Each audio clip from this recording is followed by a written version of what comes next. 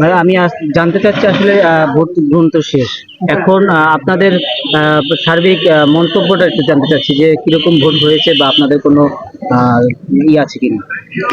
আলহামদুলিল্লাহ, আহ, ভোট গ্রহণ মোটামুটি শান্তিপূর্ণভাবে হয়েছে। এবং আমরা জনগণের যে স্বতঃস্ফূর্ততা, তাতে আমরা খুশি।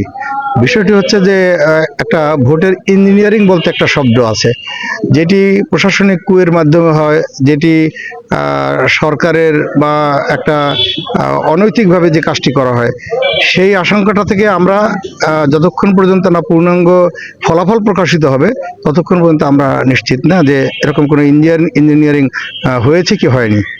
জি ভাই, আরেকটা বিষয় যে আমরা অন্যান্য কেন্দ্রগুলো ঘুরে ঘুরে দেখেছি প্রায় 50+ 60 আপনার ভোট কাস্ট হয়েছে, কিন্তু এই কেন্দ্র দুইটায় আরো 50 কম হয়েছে আমরা যতটুকু জানতে পেরেছি। এই বিষয়ে আসলে আপনার বক্তব্য কি কারণে হইতে পারে আসলে এই কেন্দ্র দুইটায়। এখানে হয়তো আমরা যেটুকু ধারণা করি, এখানে বেশ কিছু ভোটার রয়েছেন যারা হয়তো এখানে ভাড়াটিয়া, আহ, এবং অনেকেই আছেন যারা হয়তো ছুটিতে অন্যত্র চলে গেছেন, যারা ভোটারও। এই দুই মিলে এখানে কিছু ভোটারের সংখ্যা হয়তো কম হতে পারে, তবে আমার মনে হয় না যে সেটা 2 বা 3% বেশি হবে। এখানেও 55 বা 60% ভোট এখানেও কাস্ট হতে পারে।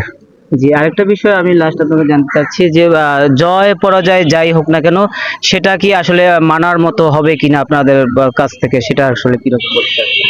আমরা জনগণের প্রত্যাশা অনুযায়ী যদি ফলাফল হয়, অবশ্যই আমরা মেনে নেব। তবে আমরা তো একটি কথা পরিষ্কারভাবে বলে দিচ্ছি যে শুধুমাত্র বরিশাল সদর 5 আসনেই নয়, সারা বাংলাদেশের নির্বাচনের ফলাফলের উপর নির্ভর করবে বিএনপির সিদ্ধান্ত। এটি তো আর আমার এককভাবে আমার কোনো সিদ্ধান্ত না। যদি এরকম করে ইঞ্জিনিয়ারিং এর কোনো প্রমাণ বিএনপি পায় বা দল থেকে পাওয়া যায়, তাহলে তার সিদ্ধান্ত তখনকার বিষয়। তখন আমরা চিন্তা করবো যে এই ফলাফলকে কোনো ইঞ্জিনিয়ারিং এর মাধ্যমে, কোনো কারচুপির মাধ্যমে পরিবর্তন করা হয়েছে কিনা।